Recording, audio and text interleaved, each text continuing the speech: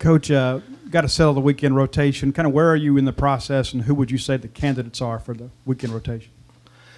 Friday night, Ethan Small, TBA, TBA, TBA. So hopefully we're a little closer to finding that out today, tomorrow, the next day. I got a good idea, but we still got to figure out some things on the field and see who comes back. The positive for us, we have some really good candidates. So there's some competition going on. Right now, Ethan Small, he's done it. He's been there. He's been one of our best all year. Leader of our pitching staff, and so I feel confident about him there. But after that, we got to figure it out. This team's had a really good double play combo last year, and you don't have the luxury of either of those guys being back this year. Where is the shortstop and second base race right now, and where are they defensively particularly? There's a lot of competition there, and it's a really good question. It's probably one of our biggest question marks going in because we did lose probably 100 RBIs in the middle, but also two guys who could really defend it, and that really defend it happens at the end of the year. Seems like on those hard fields it makes a difference. But Jordan Westberg's been at short all fall, early spring. Looks like the leading candidate for our shortstop position. Has really played really well. Just emerging as one of those guys, has a chance to be a high-level talent. Still a lot of work to do, but I'm excited about him. And then we have some competition going on at second base. I mean, Gunnar Halter's a JUCO transfer, high-level player, and Landon Jordan's a very talented freshman who's in that mix. And we're even flipping Tanner Allen in and out of there some to see if it gives us some pieces that we can move some guys around. So there's a lot of competition there, but we have a chance to be pretty good there too. Going back to the pitching rotation, what have you seen out of JT again, and where might he factor into that? JT's in that competition for the weekend. Very talented freshman, obviously. We know that. Had a really good fall. He's playing a position, too, so he's bouncing around, swinging the bat. He's an ultra competitor is the first thing I'd always, even though he has a great arm, is what we'd say about him. But he's in that mix. I mean, we got to see how he comes back, pitches, and then kind of go from there.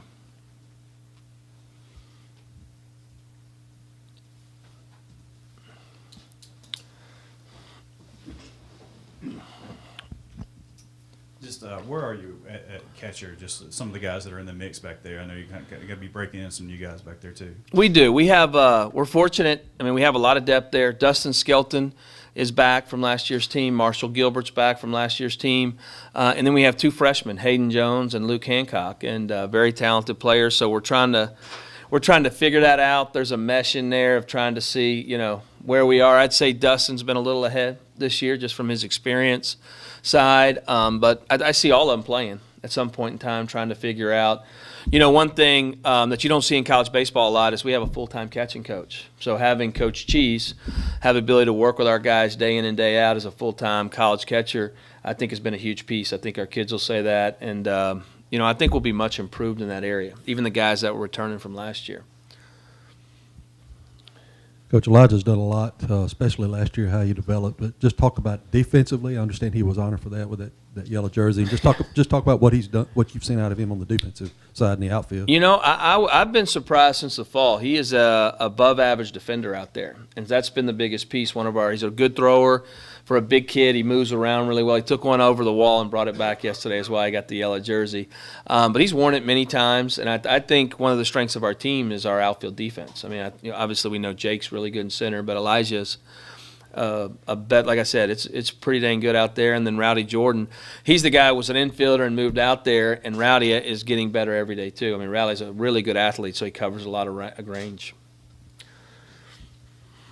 When you have a team with as many sophomores as you have, and you weren't the head coach here last year, is it difficult to evaluate how big a jump they've taken from freshman to sophomore when all you've seen from them is what they've done so far? Right, and you see what they did last year a little bit, just watching, but I wasn't with them day to day.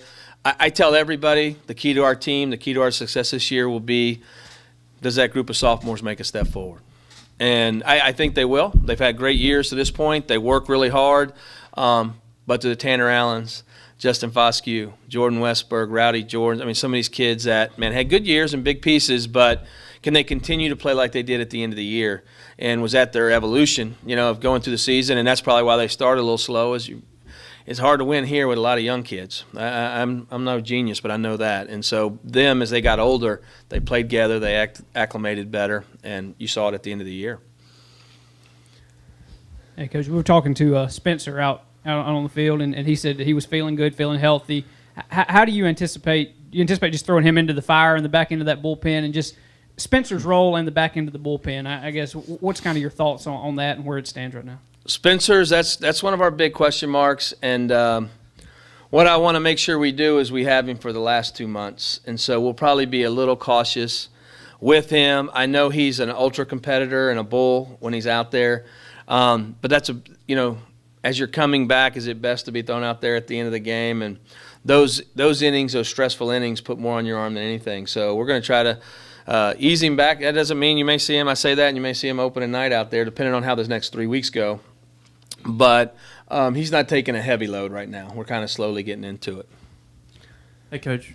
Gunnar Halter was regarded by scouts for his arm, but he really wanted to play a position and hit. How has he adjusted to going there full time? And you mentioned him competing for second base. I guess from the time he got here to now, how far has he come? He's come a lot. I mean, he's had to all fall. He played short, so it was him and Westy out there at shortstop. And then as we got to the end of the fall, we said, all right, now we need to probably make us, because he hasn't played as much second base, so he's kind of all the angles, all the things that you have to. A second baseman has to do. Great first step, getting to first. You just got a lot of responsibility as a second baseman. So that's been his biggest growth. I mean, and just working on him offensively. He's got a chance. He's got a really high side. I mean, you don't see many. I mean, he's probably 6'3". I mean, big athletic infielders that, and he moves around. He's 95 mile an hour off the mound if he wanted to be. So he can do a lot of special things. Not a lot of college ballparks have luxury condominiums in left field. I knew you knew what the dude was going to look like when you took the job, but now that you've actually been able to practice on it, see it come to fruition, what is that like as a coach? It's great. It has been it's amazing. Some days you walk out there and you're just like, if you're having a bad day, you walk out there and you say, man, I'm one of the lucky ones, because it's unbelievable. And once we are able to get inside, it is as beautiful inside as it is out. But it gives us, the best part about here to me is, the ability to practice, the ability to work. And we have the field, we have the Palmero, we have the stuff underneath. I mean, just to be able to get our guys their work is, a coach, a lot of that goes away. You don't notice the condos after. Now I'll probably notice them day one when we're out there playing, but you just have that ability to be able to work has been the best part. And it's beautiful. Coach, Cole Gordon hasn't swung the bat since 2017. Talking to him today, said he's looking forward to that. Had to talk to you about being in that DH pinch hitter role as well. How does that square with the use of him also in the relief role pitching? Is that Cole Gordon? Yes. Yeah, we've kind of, I don't know if he told you, we've kind of taken him out of that for now. He's just pitching at this point. So he did it in the fall just to see where he's at, but right now he's we're working him there. We could use him later in the year if we needed him to, but I wanted him to focus more on the pitching as we get it to the start of the season. Coming in as a first-year coach, how do you manage the expectations that carry over from last year's club? We've talked about things. I mean, we've kind of put last year to bed in some ways. I mean, the kids will always have that memory, always have that experience, but it's a new group. And hopefully we pull from those experiences and that tough times they went through. But it's been about coaching this year's team. I mean, believe it or not, when I took over at Indiana, I took over a team, most of those kids have been to Omaha too, and the best time during that program's history. And our goal and our talk is about continuing and adding to the legacy. And, one of the biggest things with us is maybe being a little bit more consistent. I'm excited about how we start our season, and I want to be good start to finish. And that's a big piece of building this program. You talked about how freshmen last year, they started off slow, and then they got better at the end of the season. One of the freshmen who started out fast last year was Josh Hatcher, and then towards the end of the season, he was struggling a little bit. What's his role going to be on this team this year? Man, he is he's had a good spring training to this point. He's swinging it well. He's very talented. Could play some first, could play some outfield, could DH, just do a lot of different things. He's pretty versatile, so we kind of got him bouncing around. And I don't know if it's just this time of year he likes to play, but he's been really good since we've been back, so I'm hoping we can continue that on. And he learned a little bit from last year, I think. Coach, a lot of talk about the left field loss. What does that do to the ballpark and how it plays? What does that do as far as your power numbers? I wasn't here last year, so I didn't know what it looked like without it. But the guys in the fall felt like the ball was carrying better. But now we're back in the spring. It's kind of a different wind. So we've had, and the weather's been a little crazy. So we've had it gushing out the right, gushing out the left. Some days it looks like it's going to right and it's swirling. So we're still in the process of figuring that out. But in the fall, we felt like the ball carried a little better. The kids did, at least. Coach, you were here listening to Jake's press conference as well. Having a guy like that who's been here for now his senior year, is it almost as a first-year head coach, having a guy like that almost give you a little bit of sense of ease? What has Jake done for your transition? He's been great. I lean on Jake a lot, and you see it up here. He gives me goosebumps when he talks about the M over S. That's the thing I get from the players more than anything, is how much it means to be a part of this program. And you see that from Jake, and he has had an experience here. It's been a lot. And but, man, there's nobody else that loves this program more than that kid. But it goes for all our kids. And so I lean on him. I talk to him. We kind of go back and forth. It could be as simple as, hey, tell me about the shades. This morning we were talking about the sun and how the sun's setting, because he played so many games here. And, being a mentor to our young kids, man, how lucky we are to have him in the lineup, but also for all the young kids in our program to see how he goes about his business. I've coached a lot of great kids and a lot of great workers, but in between those two lines, it's as hard-nosed as you'll ever see, and that is in practice. He dives 10 times a practice in BP, and he doesn't know how to play at half speed or 75%. He is 100% every day he goes out there. And for a coach, when you're All-American, has that attitude, it's a blessing. Just a follow-up on Halter. Do you have any anticipation of putting him on the mound, letting him pitch some, or is he? No, he's just a position player for us. Okay. Mm-hmm. And a question about JT Ginn. Similar to Jake, Jake had the opportunity to go pro, and he had a couple years to do that. JT decided to turn down first-round money. How have you seen him embrace being a college player and experiencing college over going pro at his age? Yeah, JT's situation is obviously unique. Very similar to like Jake. Man, JT wanted to be at Mississippi State. He made a conscious decision, turned down some money, but is so confident in his ability to be able to come in here, produce, and then, hopefully make it better and move into pro ball and be ready. The maturity level for JT's been like any other freshman. There's, hey, I got to get up on my own and go to class and take care of myself and go through the rigor of a college student athlete is not easy. So it's been a good experience for him. He had a great fall. He's a tremendous kid, a great teammate. And really, he stays away from the limelight a little bit. He just wants to be one of the boys, which I love seeing. So it's been fun watching JT, and it'll be a lot of fun watching him out there on the weekends. You mentioned Coach Cheese earlier. Where have you seen the immediate returns on such specialized training with catchers? Just, I think receiving day in and day out, things that we don't see, just as actual, getting a pitch here, getting a pitch there, talking to our catchers in the middle of the scrimmage, seeing small things, the details of catching, the signals, and communicating with, there's such a communication between your pitching coach, your catching coach, and the catcher and the pitcher during the game, and how they communicate and how we're setting up and different things that way. Just very small things that probably day in and day out, things that I don't see. I'm in the dugout, I'm watching the game, and he's sitting there throwing his hat on the ground like, what happened? And he's just, we just missed a pitch. We just, he sees it probably a little bit better than most of us because he sees it through the catcher's eyes. That's why catchers make great coaches, because they see all. You look in the big leagues, a lot of those guys are former catchers because they have a different perspective on the game, and he's done a great job with them.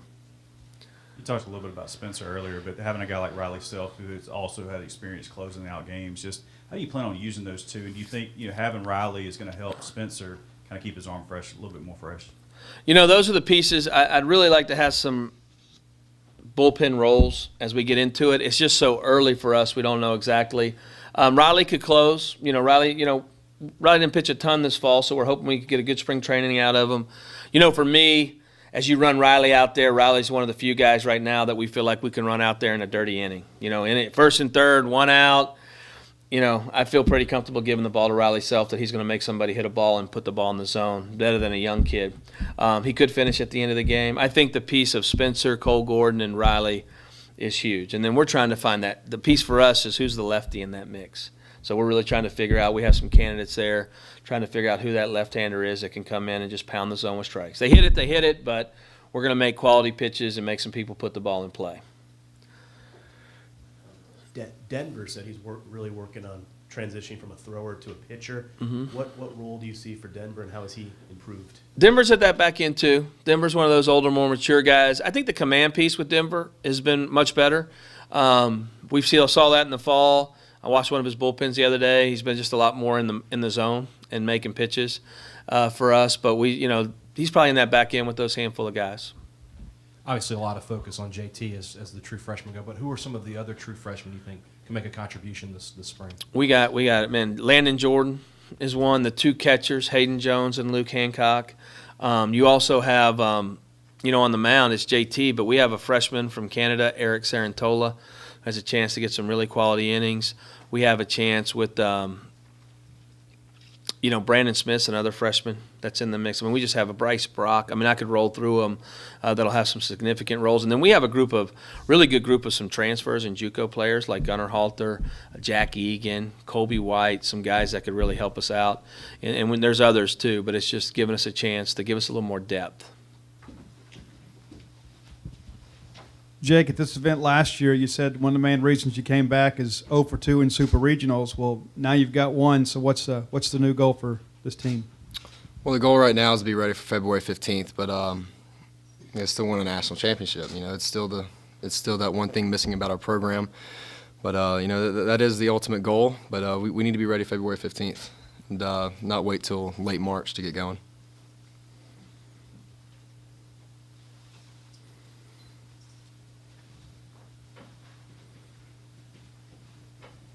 Now, this time last year, you guys had a shell of a stadium. It was sort of functional. You had to start the year on the road and all that stuff. Now that you don't have to worry about that, and you got a great new stadium, how do you think that will affect your start to the season? It definitely helps. Today we're about to get live at bats on a baseball field. Last year's team wasn't able to do that practically all year. So, being able to get out there with the team, have team practices on the field with the pitchers involved, the outfield involved, the infield involved, to all come together, it's going to help a lot. Obviously, the lasting memory of Mississippi State baseball from last year is making it to Omaha, and that's no small feat. That's something to be proud of. But how do you guys balance being proud of that? And, that's what the 2018 team did, and now the 2019 team's trying to do the same thing. How do you balance that?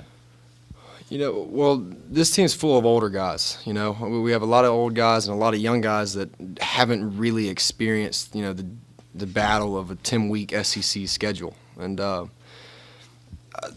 best way to put it would just be my first 2 years here, losing and going 0-2 in both super regionals.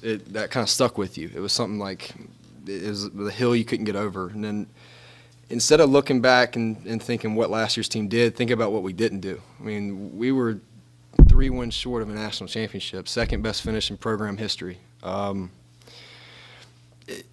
awesome as it was, there's still more. And however we can do that, we're going to try to do it. Coach Lemonis he's asked a lot out of us. He's asked, just come in every day, get your work in, and be the best students we can be, the best people we can be, and we bought into that. Like we're all bought into it, and we're all pulling on the same side of the rope. We just got to get it going. We're less than 3 weeks now. Yesterday was 3 weeks, so it's time to go.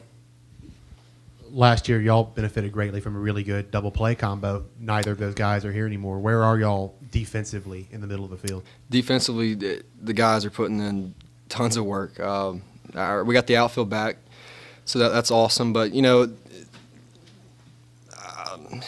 we got 2 guys up the middle right now that I think are doing a great job. I think 4 guys up the middle that are doing a great job. You see them work every day, and where they were at in August compared to now is light years ahead, and they're starting to click, and it's really fun to see new guys come in and do that. You see the older guys put their arm around them and tell them what to expect. It's just weird that you see that 3 years ago, except I was in those guys' shoes. And time here it's very valuable, and everyone's going to be ready. I can promise you that. You've got a lot of records that were within reach for yourself, at this school and in the SEC. Did that factor into your decision to come back, or is it more just about the team right now? As fortunate I am to be in that position, that wasn't a factor about coming back at all.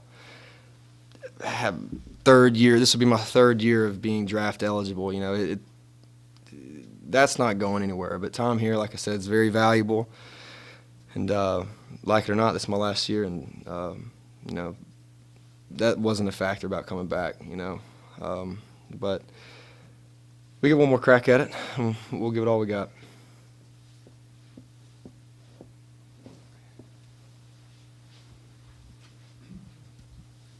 Jake, going off of that, during your time here at Mississippi State, you've had plenty of ups, plenty of downs between coaching changes and deep runs and things like that. When you maybe take a look at it now as a senior, and if you're able to, before the season, snapshot your career at Mississippi State, you know, what left do you feel like you have to go through here? It's been a roller coaster, but the one constant we've had here is winning. You know, I was committed to Alabama for a year, decommitted, committed here. Why? Because this is the pinnacle of college baseball. This is like, it's Mississippi State. Like, we wear this with the most amount of pride you can possibly wear it. And every day we come to the field, no matter what's going on around us, we're able to lock in and be in the present. And it's been the most fun I've ever had. I'm not ready for it to be over with, so we plan on playing as long as we can this year. But the one constant we've had is that brotherhood in the locker room. Every year it's different guys. So this year it's a brand new team. Every year it's been a different onslaught of guys, but every year you just see this brotherhood come together, all because we take so much pride in wearing that. And it's our shield. It's unique to anything else, you know. At the end of the day, we're going to go out there and we're going to do everything we can to win. It might not happen. We might get beat 20-10, but we're going to bounce back the next day and win, you know.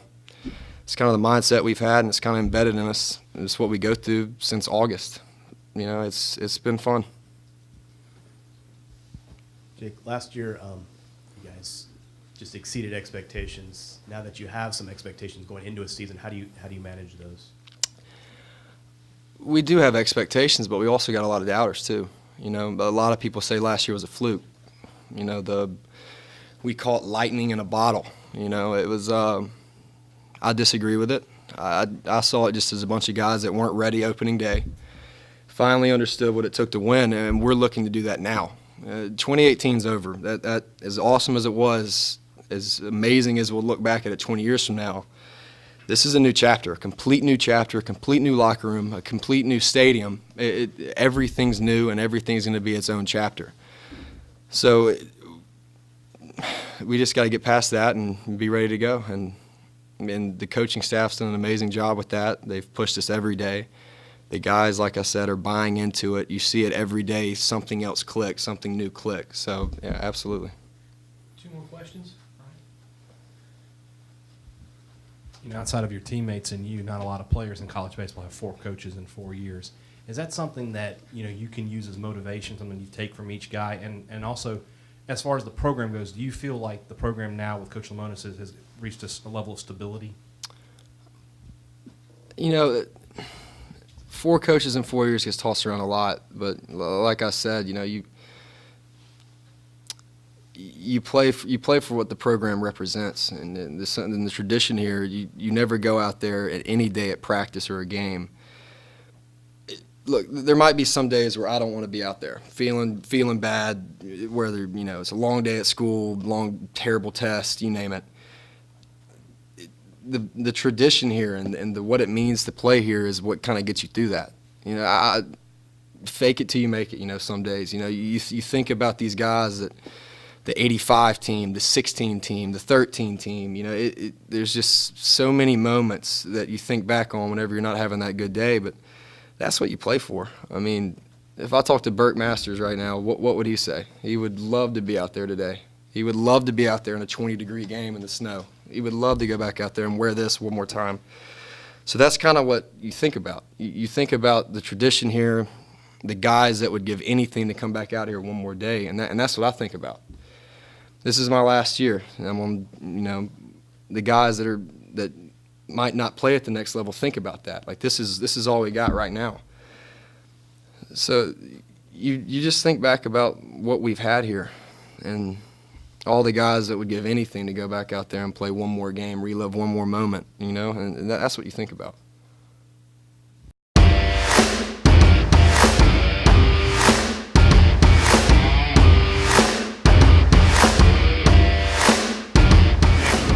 At Smith Packing Company, our facilities and trained staff are prepared to deliver a full line of food service throughout the region.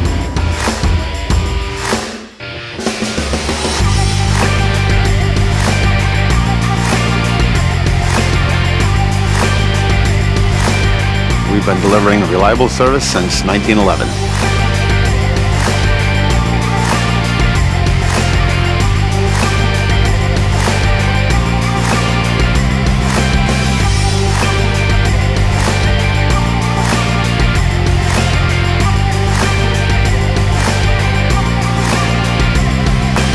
Hi, my name is Eric Smith. I'm the 4th generation to run Smith Packing Company, and we appreciate your business. Thanks for watching.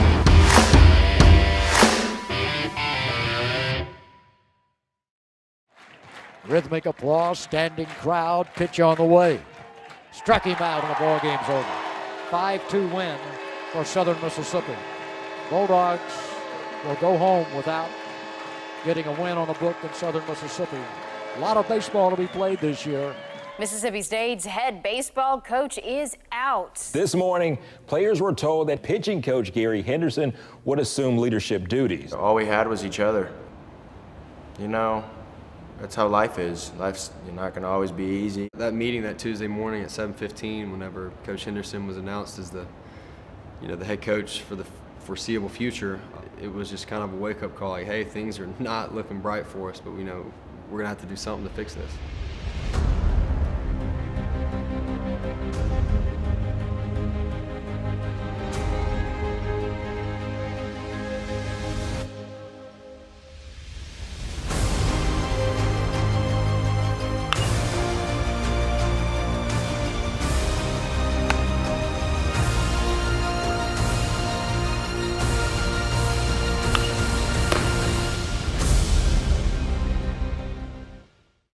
And Mississippi State drops to 14-15 on the year and 2-7 in the Southeastern Conference. Everything was against us. You name it. It's anything that you wanted to throw at us, it was thrown at us.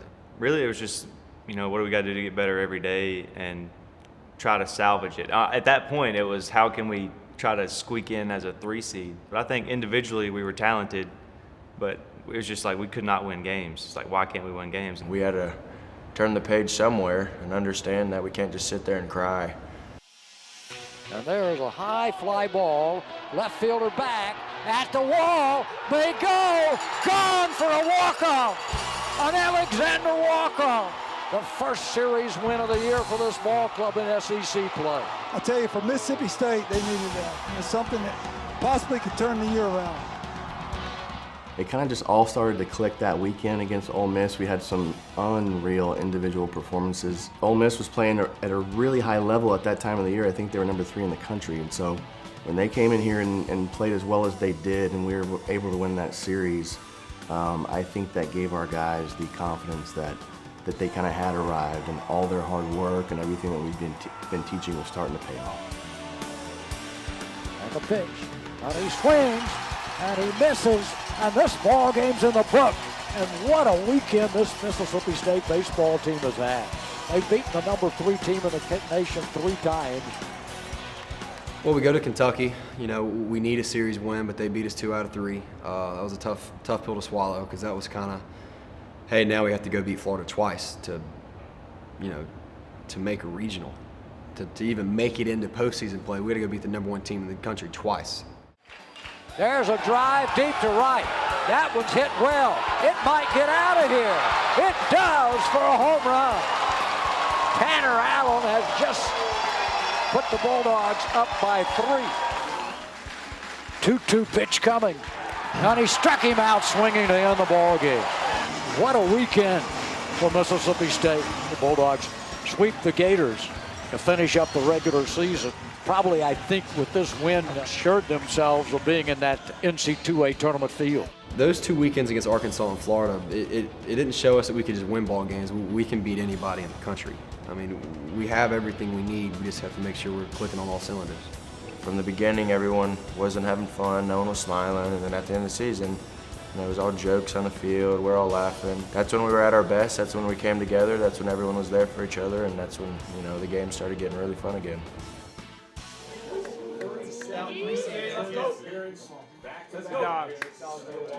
Mississippi State has been to this tournament 7 out of the last 8 years. 9-1 this year against Florida, Ole Miss, and Arkansas getting their way to Tallahassee. Boys, this is a players regional right here. Mississippi State's got a dynamic leadoff hitter in Jake Mangum. That's a players group right there. How about for Mississippi State? Interim head coach Gary Henderson taking this team to the tournament after the rough start to this season. We knew Florida State was a really good team, over 40 wins. But at the same time, what did we just do to Florida? And you're coming off a lot of positive energy and a lot of momentum, and I think we carried that in with us. We were just ready to roll, hoping we got somewhere to play. Baseball's a funny sport. I mean, just because you're a 4th seed in the regional doesn't mean anything. It's a battle of the number 1 and 2 seeds here in the tournament. They're matched up in a loser's bracket ball game, an elimination game on the second day. After losing that first game, it's fueled us even more because we played well. It was kind of a late inning game where they started taking off. In baseball, we all know it can be a really cruel sport. So at the time, what do you say? It was just one of those really bad games. But we just took it one game at a time, just like we did all year. Whenever we were 14-15, 2-7 in conference, just one game at a time. Every time you guys are in these kind of spots, you flourish. You play really, really well. You shine, okay? Do what you do your job, be who you are. Well, it's Saturday game. We got to win, so I'm same pressure there. Florida State, it was just, another story in the same book. We've got a lightning delay, but it looks like we've got rain coming in. We've played 8 innings. It's a 2-0 Florida State lead. A few minutes into the rain delay, all of our guys went down underneath into the weight room. And I would walk in there from time to time to check on them.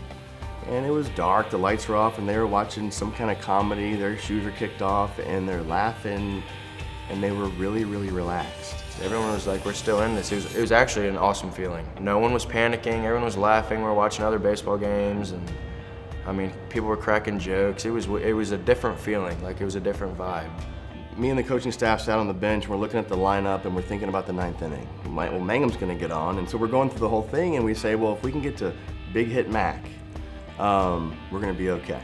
My goodness, they're going to send Parrish back out to the mound to try to finish this up after a 2.5-hour rain delay.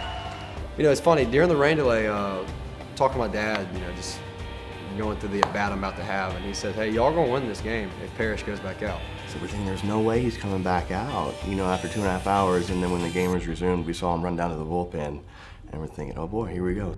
The 3-2 pitch on the way. Now that's high ball 4, and that's a walk, and that's the first walk that Parrish has issued in the ballgame, so you're going to get the tying run to the plate.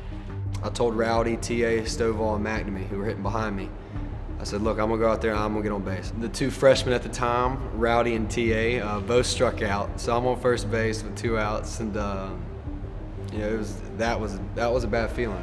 Hunter Stovall, who I think had the at-bat of the game, he battled an at-bat out, and he gets on base for us. First and second, me and Stovey on base, Mac walks up. Now Elijah McNamee comes to the plate with the opportunity to walk it off if he gets one out of here. It was just one of those things mentally. I was just like, I got to do anything I can for this team. I didn't care if I got a hit anywhere, a blue pit, walked. I didn't care how I got on as long as I got on. Throws a curveball, I hit it down the line, I'm 0-2 in 5 seconds. Then I step out, then I step back in, I take a breather, and he throws a high fastball. I remember turning around and me and Coach Goetsch are smiling at each other. It was I can't tell you that feeling, it was weird. He turned around, he looked at me, and he hit his chest, and when we made eye contact, it was a little bit different. And in regards to him being a little more calm, and it was eye contact with a head nod, like I got it. 1-2 count. I'm talking to McNamee like he can hear me from second base. I'm like, come on, Mac, man, you got this, you got this. Just one pitch, one pitch. So I scoot up in the plate, and I can remember right when it left his hand, the face he made. Right when it was coming, I hit it, and I saw it come off my bat, and like I can't even, it was like a blackout. And there's a ball in the air, deep in the outfield. Got a chance! As it goes up, I knew he got it. Like I knew he hit it really well. It was a homer, but as it's going, you're thinking it's too good to be true. Like, is this really happening? And then it was just pure chaos. Off speed, high in the air, deep to left field. A walk-off for the Bulldogs. They stay alive in Tallahassee. And there's a ball in the air, deep in the outfield. Got a chance! Got a chance! Gone! 3-run homer. McNamee leaping around the bases. Right when I hit it, I remember running down the line with my hand in the air, and my eyes were like huge, like beach balls, and I'm like, what's going on? And then right before I hit first, you can see it like hits me, and I like had an out-of-body experience. He hit it, man, and I just, I lost my mind like everyone did. I think I blacked out. I'm not sure that I actually remember seeing it because it was insane. All I remember is everybody just jumping out and just floating him. He's hopping around the bases. I'm like making sure he touches the bag because I'm like, dude, you got to go back and touch the bag if you don't, or we're going to lose. Mississippi State has shocked Florida State and will stay alive and play some more in 2018. Elijah McNamee with a home run down to his final strike. Moment that will go down as Mississippi State's top 3 all-time moments. It's something I'll never forget. 1-2 pitch, swing and a miss, a good way to finish it. So the Bulldogs and the Commodores next weekend in Super Regional play, an all-SEC affair, for a battle to see who can go to Omaha, Nebraska. It's going to be an SEC weekend. I mean, you know it's going to be a dogfight. You know it's going to be taxing. You know it's going to be a long one. It's going to be really hard to beat the Dogs 5 times. And if you count, they swept us 3 games. They needed 2 more to win. I was like, there's no shot they win 5 times before we can beat them twice. Bulldogs and the Commodores have played a couple of exciting ball games. The Bulldogs walked it off on an Elijah McNamee 2-run homer in the bottom of the 9th inning on Friday for a 10-8 victory. And then the Vanderbilt Commodores sort of returned the favor last night. A 3-3 ball game into the bottom of the 9th inning. And it was J.J. Blade with a solo shot to center that walked off a 4-3 win. So Mississippi State and Vanderbilt play for a chance to get to the College World Series. It's a 1-game winner-take-all at this point. In all of my years of a player and pro ball, I have never in my life been a part of a 3-game series like that one. A pitch coming, and it is a fly ball down the right field line. It's a fair ball into the right field corner. In to score is Alexander. Bulldogs have taken the lead 4-3 in the ball game. In the top of the 9th, I got a base hit to go ahead. We got a lead. I came around to score. We get another run, so we go up by 3. I get in the dugout at this moment, and our good friends Connor Pilkington and Ethan Small were jumping up and down saying, we're going to Omaha, we're going to Omaha, we're going to Omaha. You know, going into their last at bat, 3 outs to win. And me and Pilk are like, we're going to Omaha, oh my gosh. And then all of a sudden it's like ting, ting, ting, ting. And the next thing you know, it's tie game. We're like, no. And that one is at the wall and gone for a home run. And Vanderbilt has tied it up in the bottom of the 9th inning. That was the worst feeling in my entire life on a baseball field. I felt like somebody stabbed me in the stomach. But as they're running off the field, I'm kind of walking towards them to get them together. And they all came flying in with their heads up and chests out, and they threw their stuff down and saying, we've been doing this all year. This is no big deal. We've been fighting all year. We're fine, boys, let's go. I remember the exact same words that came out of everyone's mouth was, don't stop believing. Like, just keep fighting. Some of the younger guys, you see them and they're just like, man, God, can't we believe we did that? And it's just like defeat. And you're like, dude, it's like 0-0. We're hitting. Like, we get the chance to do damage now. Fly ball, right fielder chasing. Can he get to it? Nobody can get to it. It drops for a base hit. 2 runs have scored. A runner goes to third, and the Bulldogs have a 4-run lead here in the 11th inning. The stretch and the pitch. Bouncing ball, slowly to first. Tanner Allen gets it, tags the runner going by, out recorded, Omaha, here comes this Bulldog baseball team. I mean, you will grow up wanting to go to Omaha World Series in college. And it was like a dream, like a kid's dream. Like we knew we were going to Omaha to play for the College World Series. And when we got that out, I don't know, it was like a weird godly feeling. Like he was like, y'all went through so much, here y'all go, here's your gift. And watching TA tag that dude was like top 3 best feelings in the world. In my sports life, literally never been through anything that gratifying. Especially knowing what the boys had been through, and especially knowing how well they had handled the entire situation, and the fact that they gave us their all every single day. There's been a lot of coaching changes here, a lot of turnover, a lot of new guys in, guys transferring out, you know, and it's normal, it happens a lot. And the one thing it keeps coming down to is we always make the postseason, we always go on these runs.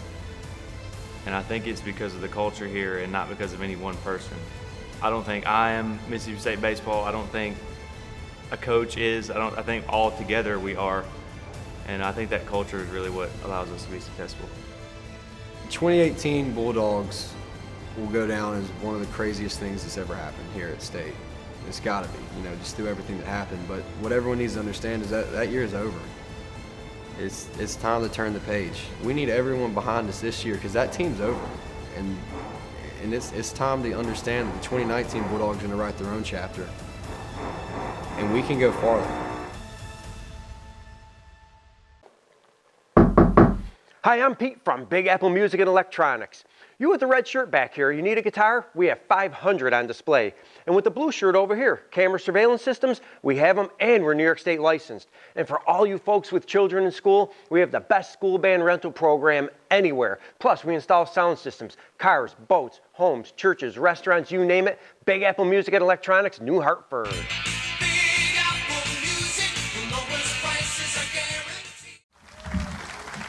I want to introduce you to the 18th head baseball coach at Mississippi State University, Mr. Chris Lemonis. You know, it's a different situation. I don't know if a head coach has ever stood up here as a team finished Omaha and addressed the team for the first time. I know there's a lot of trust factors. I know a lot of relationship pieces. And when you talk about being a great recruiter, I love recruiting because I love people and building relationships. And that's what it's all about. And that'll be my biggest piece as I'm here over the next couple months, but over your career and as you spend time here, that's the most I'm excited about, is getting to know you.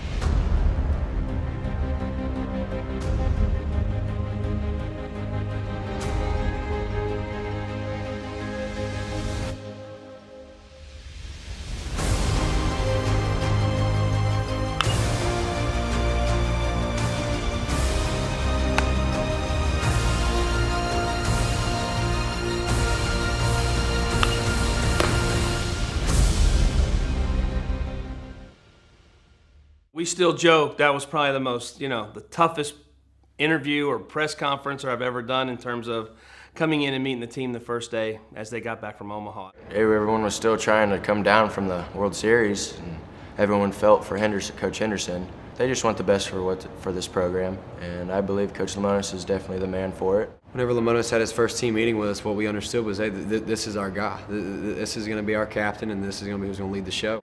I'm working on staff. There'll be some people stay. There'll be some people come in. Coach Gotro's staying.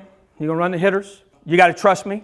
I'm going to put the best people around you to help you develop as a player, but you'll have people here that you can lean on and you can know. Thanks, Coach. Jared, nice to meet you. Nice to meet you. Thanks. How's it going, man? You doing good?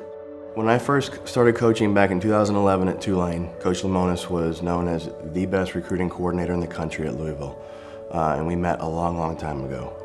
So I knew all about him, I knew everything he had done, I knew his resume, obviously very well respected in the industry. And when he was named head coach, I knew plenty about him and what he was going to be able to do for this program and this university and the kids.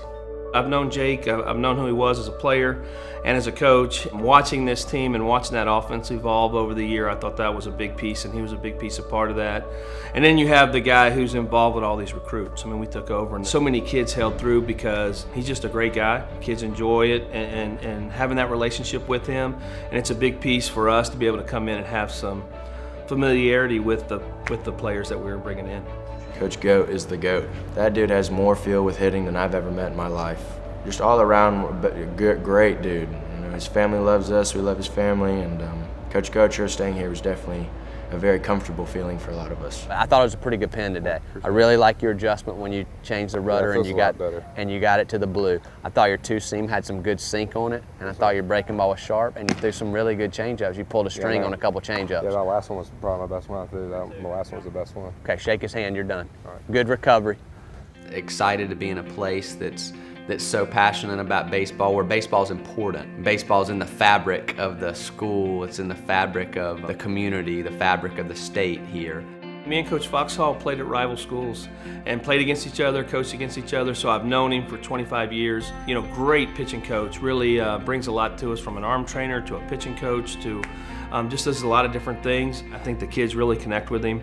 I know our coaching staff really connects, and I think those are some of the bigger pieces. I'm excited about being here with Coach Lemonis. He's the type of person that I want to be around and want to work with. Fox is awesome. I like working with him a lot. And he's allowed me personally to craft my own kind of routine, pick and choose things I like from previous coaches, what he brings to the table, if I want to use it or don't. So it's really just like a blend of everything that I've learned in the past, trying to use that to be the best I can be. Top ball! The boy landed the top! Mac and Cheese. Coach Cheese is a good dude. I love that guy. He's out there every day just with a purpose to be out there. He'll help this team. He wants his team to win. Well, I think as you get older and you dive into college baseball and you find out that Mississippi State is what Mississippi State is, you find out real quick that this is one of the most historic programs of all of college baseball. You know, we were excited to have the opportunity to come to play in the best league, the best ballpark. I needed somebody to yell at. So Cheese, I've been coaching him, recruited him, and I just joke, but I feel like in college baseball, the one position that gets undercoached is catching. And so that's been a big piece with us the whole time. We've always had a catching coach. I think Cheese does a great job. He's already made a huge difference in our catching now. And then he's got a piece to him about recruiting and getting along with the kids that's just, you know, it's extraordinary. Our coaching staff's just make you feel comfortable, wanted, you know, play free, and just have fun. I hope you had a great break. I know it's been a while since we've been together, especially the last couple weeks of semester, and getting everybody back here. It's exciting. I know I've been excited to get back. We are in full season right now, which is a lot of fun. My favorite time of the year. My biggest thing is coming out of spring training is that we're healthy. All right? I need everybody healthy. We need to be strong, and we need to be ready to go. We got 5 weeks to prepare, and we're opening the nicest ballpark in college baseball history, and we're going to open it the right way. But you have to show up every day and prepare and be ready to practice. Your mindset to be great, and for us to be great as a group, what y'all talk about, what's important, what's our culture. It's more away from me than it is with me. So make sure that you guys are taking care of your business, and you show up each day ready to go. It should be an exciting time. I am fired up. I said it when I started, I'm fired up to be back.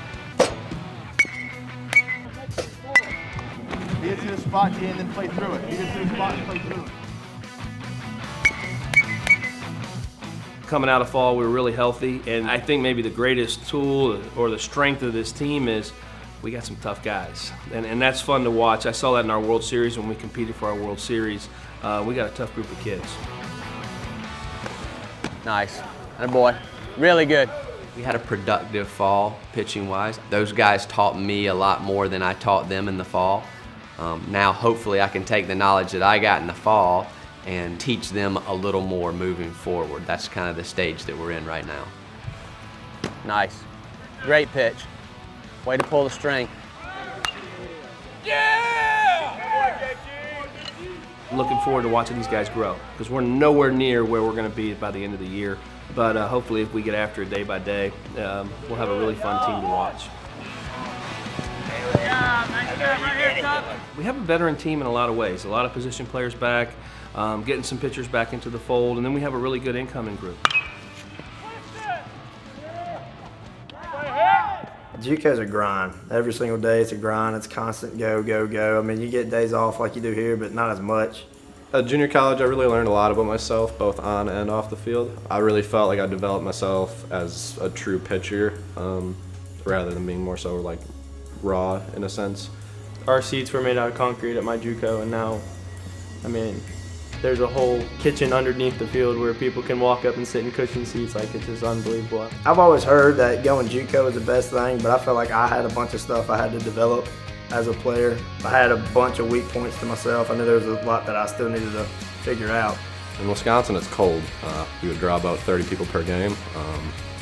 And I can't even imagine what it's like down here, you know, with the big crowds and everything. I was just blown away at the school itself, and then taking the tour around the baseball facilities and the field itself. I mean, it was breathtaking. I mean, really, I've never seen anything like it. I just heard what it's like playing on TV at Mississippi State, what the fans are like. As soon as I came down here, I just fell in love. I knew it's where I wanted to be. I didn't even take any more visits. I just knew I wanted to be here. Just knowing everything they did, the fight that they had in them, the willingness to never back down, that was all me. That caught my attention more than anything. I wanted to be at a place like this. Hopefully when somebody plays us, they say, man, those guys play hard. And man, those guys play the game the right way. They really know how to play the game of baseball, and we do it just better than you. I've always had a good relationship with Coach Lem. I really like him, but I think he's doing a good job here. I think he's going about his business, making sure we're all going about our business. I think he's a great coach. He's very smart. He's funny too.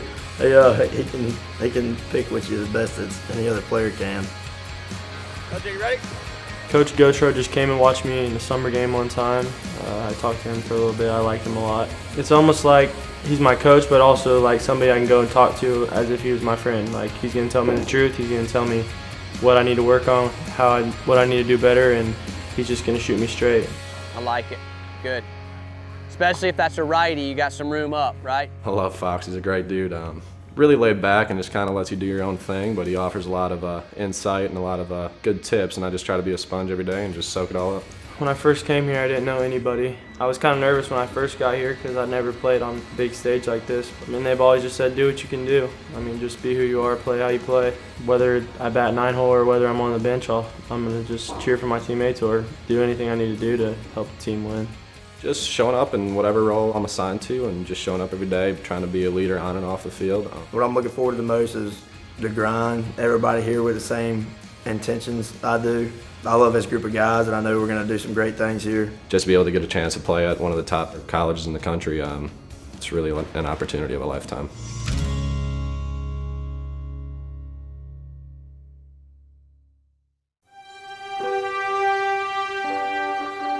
Tucked away in the northeast corner of the U.S., there is a small town where tomorrow never comes. A quiet place with a majestic hall, a brick and mortar temple to the American game.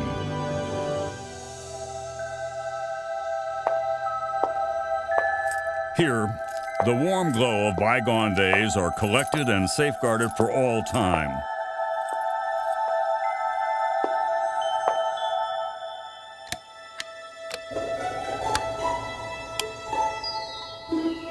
Artifacts of greatness, legendary tools of a beloved trade.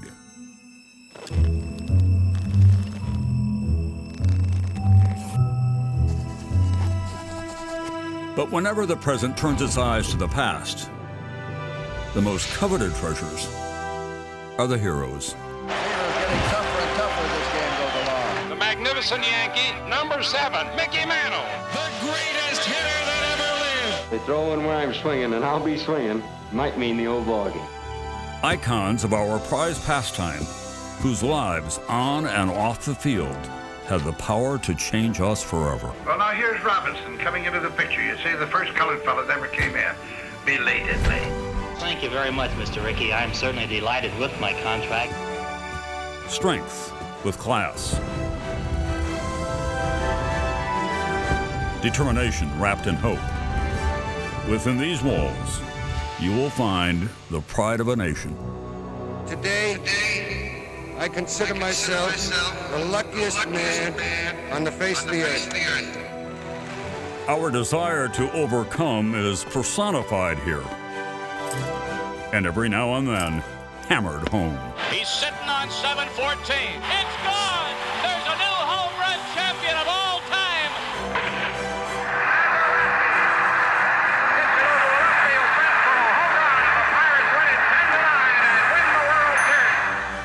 Our story lies within these walls.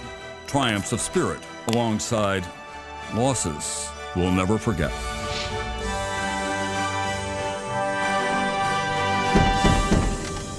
But even the past is an ever-changing place. And once a year, cherished heroes welcome new ones to these hallowed halls. As we select these boys of summer to become men for all time. If you born with that 5'8", January, 99, you a 90 kid. No, you're not. If your birthday is whatever 2000, you're a 2000's baby. That's how that works. They said it in the news. I saw it on CNN. On CNN. Get out of here. He's saying January 5th, 2000 was when he was born. You ain't no 90s baby. Thank you. You are not. No. You gotta grow up in the 90s to be called a 90s baby.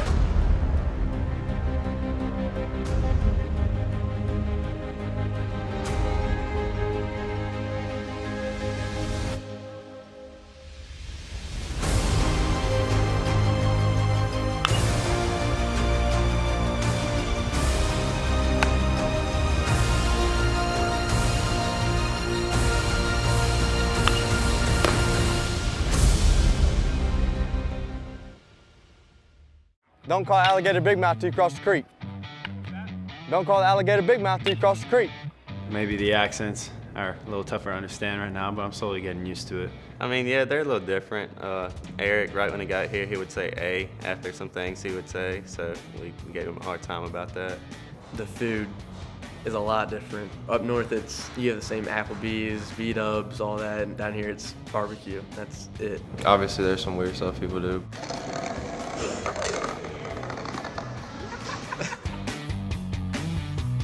No, it's fun. It's fun. It's fun to get in there, and you get to see them every day, and you get to mess with them and everything. And we kind of all mess around in there. All of us are down the one hall, so you'll catch a couple guys in the hallway throwing a football down the hall, going to each other's room just randomly, and just scare the crap out of each other.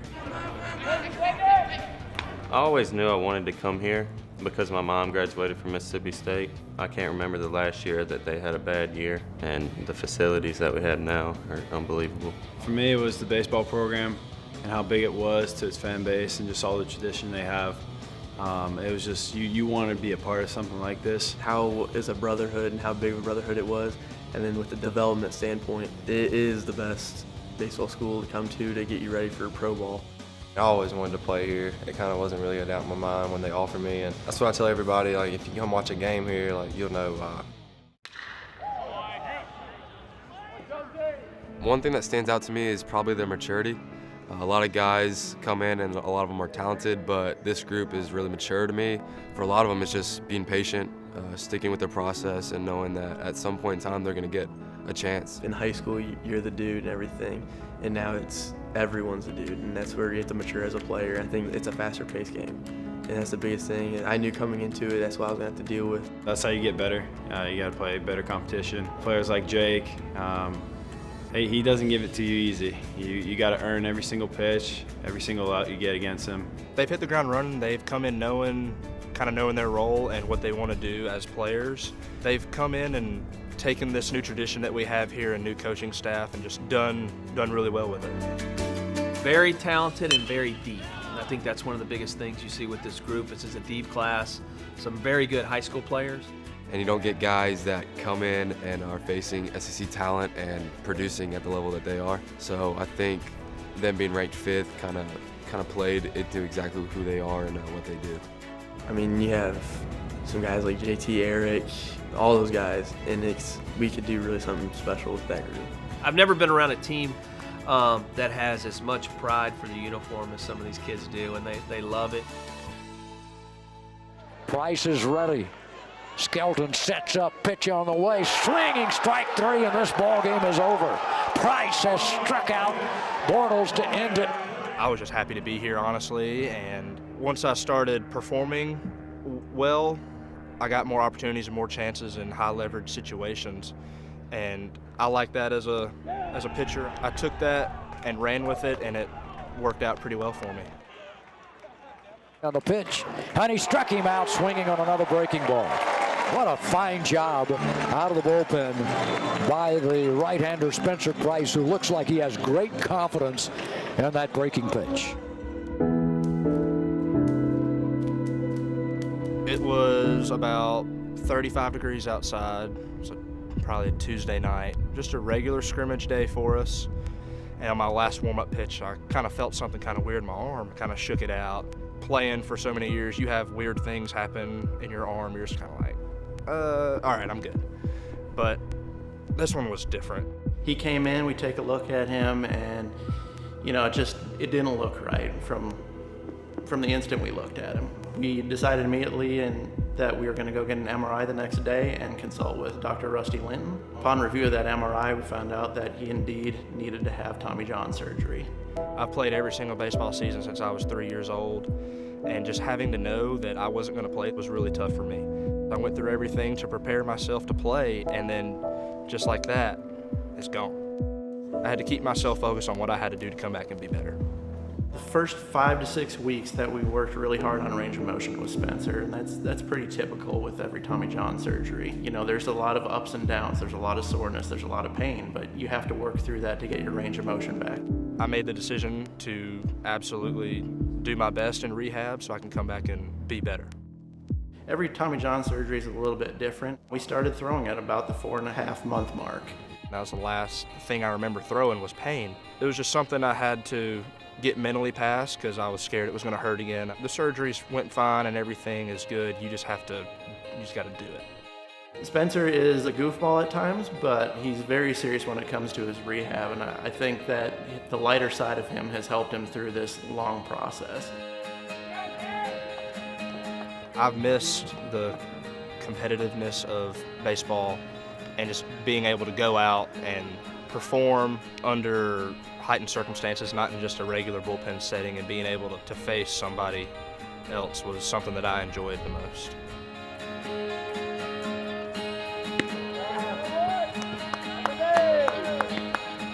Just to get out there for the first time and see a live hitter and have his velocity be pretty close to normal was a big step for him, and I know he's really happy about where he's at. I've had tons of guys to lean on that have been through this same exact recovery, and just having guys that got my back, and they're like, man, we can't wait for you to get back, man. We really need you to come back, and just having those guys behind me really helps my recovery and knowing to do the best that I can to come back and help win.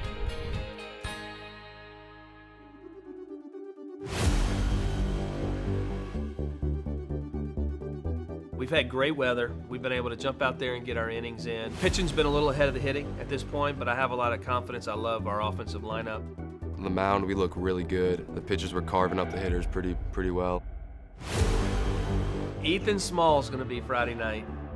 We have an idea of the handful of guys for the weekend. JT Ginn's one, Keegan James, Peyton Plumlee's pitched really well. Eric Sarantola's pitched really well. So these guys are all in line for some starting jobs. We're just trying to feel it out, and there's other dynamics that go into it. Who's going to catch them? So what rotation is best for us? So we're trying to figure out some things. It should be harder sometimes to win a job here than it is to shoot play anywhere else. I mean, that competition inside our locker room needs to be huge. There's not a lot of competition in center field. No offense to anybody else, even though Jake has won the job again. But you got certain guys, from an offensive standpoint, a lot of guys are back. Those guys have had to come out and earn it every day. When me and Foster were competing last year, I know we were best buddies off the field, but when we got on that field in between those lines, it was a battle every single day, and it brings out competitiveness, and that's how you make not only yourself better, but other people. So it's special to have so much competition everywhere on the field.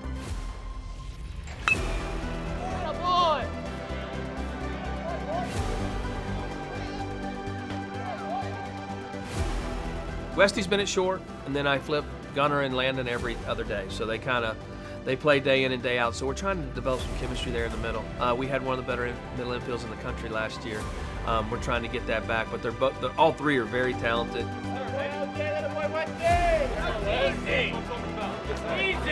We're playing better defense than we did in the fall, which I'm really fired up on.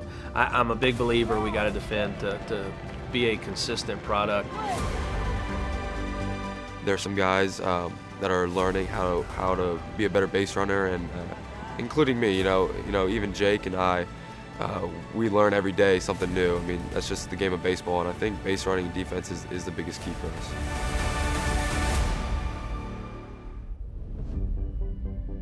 We're extremely talented. Not to say we weren't talented last year, but this year's team is just different.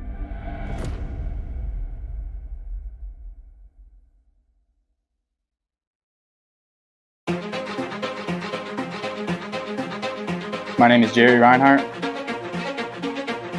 My name is Brenton Phillips. DJ Stazak. I'm LJ Bryant.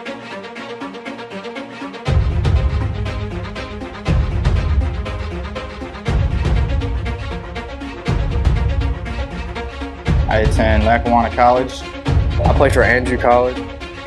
Lackawanna College. I go to Andrew College. I play third base.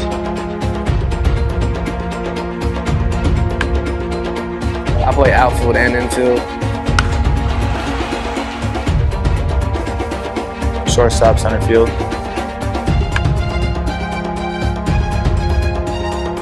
I'm an outfielder.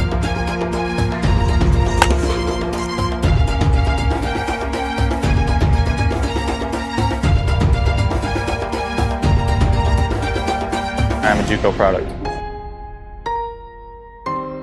I'm a JUCO product. I'm a JUCO product. And I'm a JUCO product.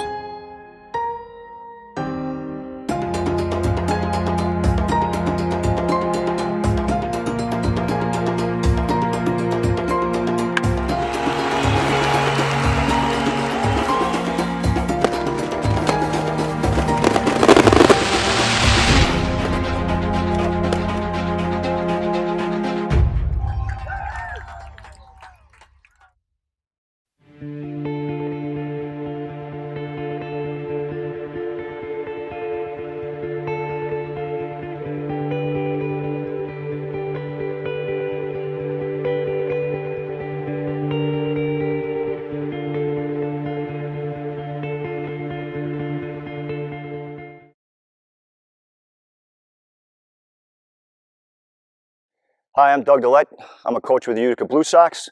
I'm here today to do one of our instructional videos. Today we're going to talk about sacrifice bunt. I'm here with my friend Nate. All right, he's going to help us out and do a little demonstrating for us. So sacrifice bunt. First of all, what is sacrifice bunt? Sacrifice bunt is sacrificing yourself or you're out to move runners in scoring position.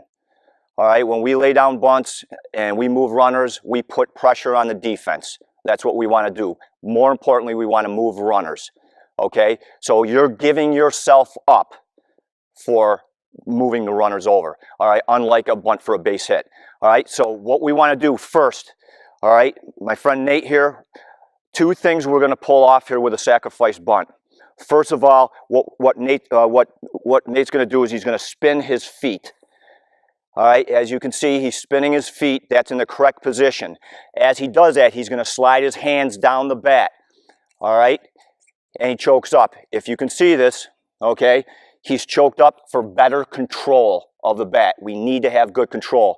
This bat is sitting in his trigger finger with his thumb bracing it and pressured up against. So he has great control of this. He could let go of this and probably still hold on to it. All right, we want to start this bat out over the plate. Okay, and chest level. Why? Because the chest level is the top of the strike zone. If that pitch goes over the bat, we know it's a ball. Nate's going to pull back on it. Okay, so it's very important to start at chest level. Second of all, we're going to have a little tilt of this bat. As you can see here, the knob of the bat is going to be slightly below the barrel of the bat. This is going to promote more of a downward action on the ball so we can put that ball on the ground. We do not want to pop that ball up in the air, okay? We want to put that ball on the ground as quick as we can. All right, so you can see where Nate is. He's choked up. You can slide your hand down a little bit more, Nate. All right, he's out in front, chest high. Now, that pitch, like I said, goes over the bat. We pull back. If that pitch is below the bat, what we're going to do is we're not going to stab down at it. We're going to bend our knees to go down at it. Okay, we want to bend our knees. We do not want to stab, and you know what I mean by stab. Nate, I want you to stab at the ball and show. We don't want to do that. All right, we're losing control of that pitch. Okay, so we want to stay in control. We're using our body. The bat's in a stable position. We're just going down after that bunt with our knees. Okay, now when we lay down this bunt, especially if there's a hard fastball, all we're doing with that baseball is catching that ball with the barrel of the bat. We need to deaden the ball with the knob below the barrel, and we kind of accept that ball or catch that ball, soften it or deaden it. We're going to put the ball out in front of the plate, well in front of the pitcher, and well out in front of the catcher. And that's how we're going to be able to move runners. We bunt this ball too hard, it's right back to the pitcher. They can get the force out. We didn't do our job. Same thing if we deaden it too much, it's right out in front. That catcher still might have a play at second base.